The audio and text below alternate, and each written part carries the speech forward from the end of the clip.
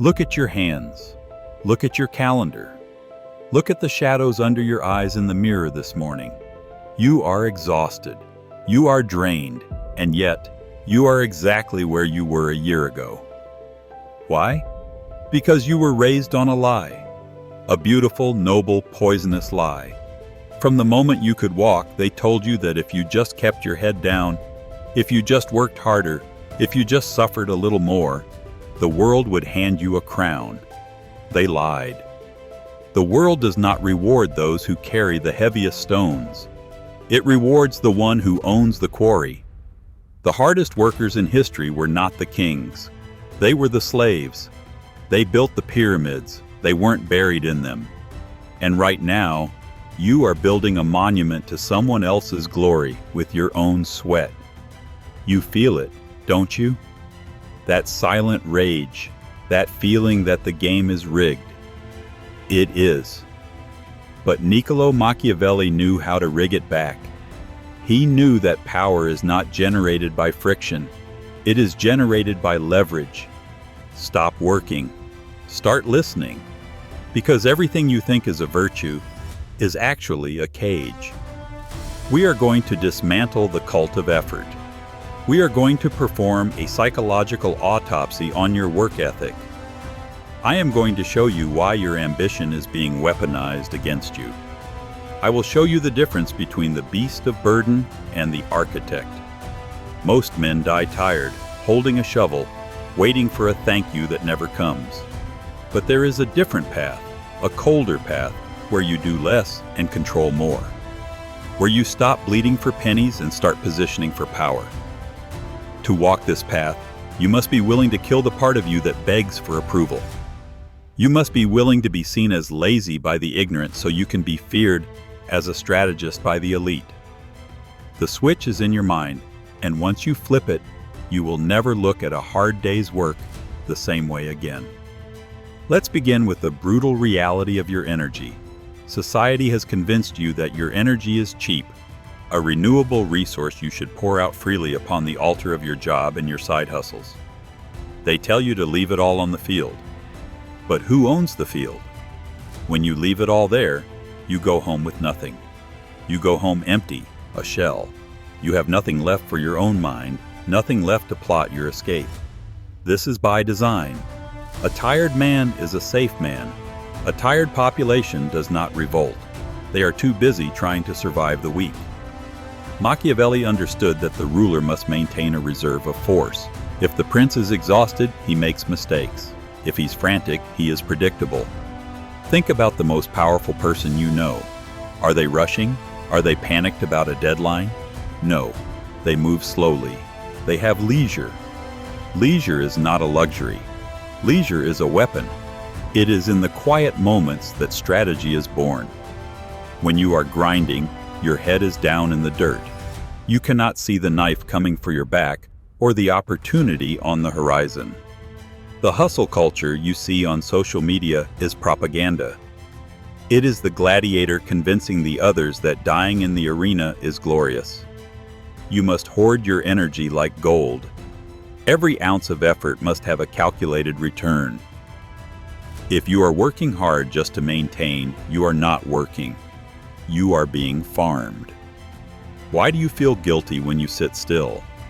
Why does a Sunday afternoon of doing nothing feel like a crime? Because you have been indoctrinated into a morality that equates suffering with goodness. You believe that, if it hurts, it must be working. This is slave morality. In the Renaissance, labor was not a status symbol. It was a necessity for those with no power. The elite did not brag about hours worked. They bragged about influence and the ability to move armies with a signature. Today, we have inverted this. We have CEOs waking up at 3 a.m. to prove they want it more. It is a sickness. You are treating your body like a rental car you don't have to return. Machiavelli would call this the height of folly. Pain is not a credential. You cannot deposit burnout at the bank. You are not valuable because you suffer. You are valuable because of what you control. Understand this, you are replaceable. If you died at your desk today, your job would be posted online before your obituary. The machinery does not mourn the cog. It simply finds a new one. So why are you dying for it? Here is a ruthless lesson from the shadows. If you are too good at the dirty work, you will never be allowed to stop doing it. Competence is a trap. When you show the world you can handle a heavy load, it doesn't reward you with rest. It hands you a heavier load. Because you crave validation, you become the pack mule. Machiavelli advised the prince to let others do the unpopular tasks. This isn't just cruelty, it is efficiency. You must learn the art of strategic incompetence. There are things you should not be good at. Once you master a low-level task, it becomes your destiny. If you are the best at fixing the printer, you are the printer fixer for life. You must frame your skills around high-leverage activities, strategy, decision-making, and connection. Let the others race to be the most useful tools in the shed. Tools are used, worn down, and discarded. You want to be the hand that holds the tool. This requires an arrogance that will make you uncomfortable. You have to look at a task and say, "This is beneath me," because if you value your time at zero, the world will too. Stop volunteering for exhaustion. Silence is often the best refusal. When a new burden is presented, stay silent. Let the weight fall on those who need to please. Consider the lion and the fox. The lion is pure force. It smashes through obstacles. This is the embodiment of hard work. But the world is run by foxes.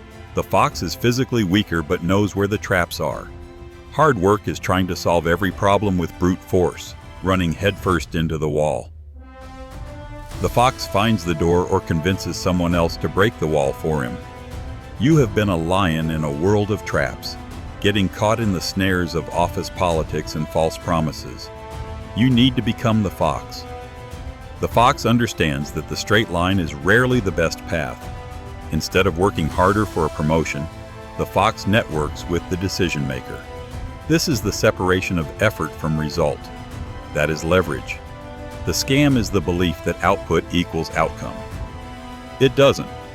You can output 100 units of effort for zero reward, or you can make one phone call and get 1,000 units of reward. Your goal must be to detach your income from your physical presence. Why are you addicted to being busy?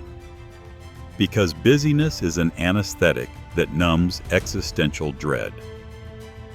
If you're running at 100 miles per hour, you don't have to realize you're running in a circle.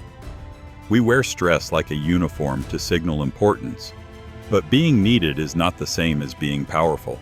The janitor is needed, the owner is powerful. Machiavelli's greatest work came from his stillness in exile, not from frantic activity. You are burying your genius under a mountain of emails. Imagine the skyscraper. The builders are sweating on the beams. The architect is holding a pen. The builders are paid by the hour and fired when the job is done. The architect's name goes on the plaque. The lie is that if you build enough, you'll become the architect. You won't. They are different categories. To become the architect, you must stop identifying with the labor. Stop taking pride in the brick and start thinking about the design. Most people live a script written by others. The architect questions the design and manipulates the materials. People, events, and emotions are your materials. A master strategist arranges them to his benefit. He doesn't complain that the bricks are heavy, he hires a crane. Find your crane. The world does not value what is given freely. If you are always available, your value drops. When there is too much of you, you become cheap. Machiavelli advised the prince to grant benefits little by little so they are better enjoyed. You must learn the power of withholding. Withhold your availability. This creates scarcity and mystery. If you are predictable as a clock, you become furniture. Strategic absence makes you a legend. You must create a gap between what you can do and what you actually do. That gap is where your power lives.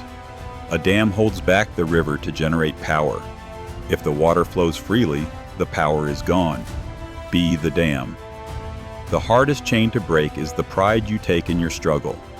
You use your suffering to feel morally superior to the elite, But that is just a consolation prize for the defeated.